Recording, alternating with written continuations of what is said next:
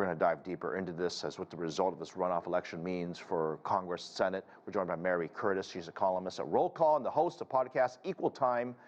Thank you for joining us. Good to have you back. You know, people often say that individuals make up parties. So you either like the candidate and you like the party, or you don't like the candidate and you don't like the party.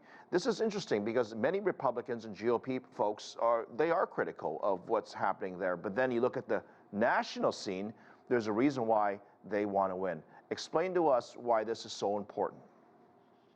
Well, thank you for having me. Yeah, this election is about a lot of things in Georgia because, yes, the Democrats have the majority. Well, actually, it's tied. So if they get the 51 to 49, it will give them a lot more power to, as you say, head committees, get legislation through, appoint judges. But yes, there's a bigger issue. It seems in the United States that this is tied and close because people are very tribal. They vote the party, the R or the D, which is why you see many Republicans with doubts about Walker campaigning for him. But I think this is also a test, as you said in the report, that Trump endorsed him, and Trump endorsed candidates did not do well. So this will be a sign of how much power he still has in the Republican Party, because, you know, he has declared his candidacy, the only candidate who has for the presidency. So this will mean a lot going forward for both parties. Now, some skeptics might argue none of this really matters because ultimately the Democrats have the votes in the Senate, the Republicans have the votes on the other side, and you have President Biden who has 2 more years left, at least in this administration. In other words, there's a good chance not a lot's going to get done. Is it possible? Well, you know, I'm not going to ask that question. How would they get things done in a Congress that is basically half-half? Well, it's really interesting because many of the House, you know, the Republicans have a slim majority in the House, and some of those candidates, the Republicans in places like New York, campaigned on getting things done and cooperating on issues like inflation, crime, and immigration, and other issues. And so they really are torn a little bit between those kinds of candidates and others who want to do investigations of the Biden administration and kind of pull everything to a standstill. You've already seen some cooperation on issues like protecting same-sex marriage and interracial marriage in the states. You see some movement on immigration policy with Republican Tom Tillis and Democrat Kirsten Sinema.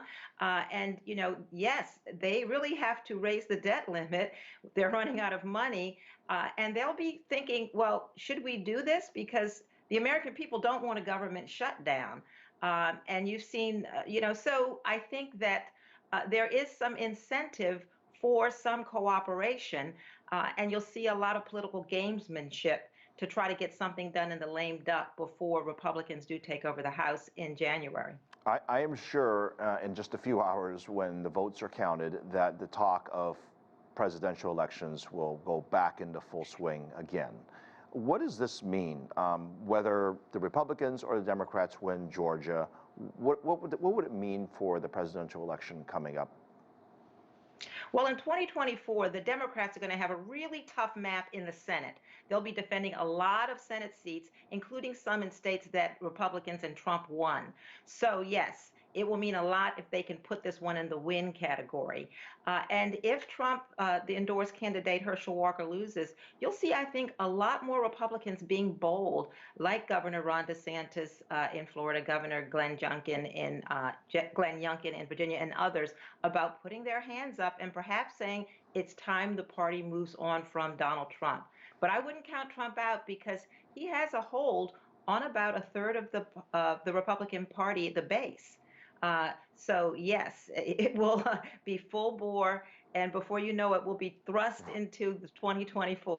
I just from the last few years of experience, I'm not going to count anybody out, and neither should any of us. But that said, there's been some talk that there could be Democratic voices and whispers of who might potentially run for the White House. And of course, traditionally, President Biden has first draft pick, which is himself, to run again, which we haven't confirmed that yet. But some are saying that there could be some new folks in town. Definitely, there have been some whispers, particularly they say that he is getting older, although Trump is getting older as well.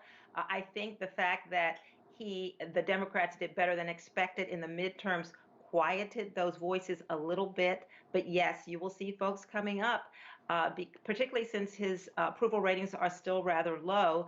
And particularly among young people in the Democratic Party, they want to see new blood, and you'll see that. And it was interesting that in the House, the older leaders, Nancy Pelosi, Steny Hoyer, have stepped aside for folks like Congressman Hakeem Jeffries, Congresswoman Clark, and others to try to get that bench of the next generation of Democrats. So the next couple years, I think I'll be back on the show because it'll be very interesting. But I think we should realize that some of the folks that they'll be talking about in the beginning might fall in favor. So, the next stars might be people we're not even talking about right now.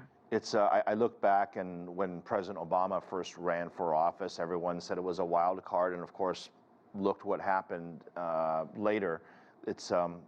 We'll look forward to the fighting, I guess, on the political side and who else is going to announce for presidency. But for tonight, we're going to see who's going to win for Georgia, which we should know in the next 24 hours, I hope. Mary? We'll be watching.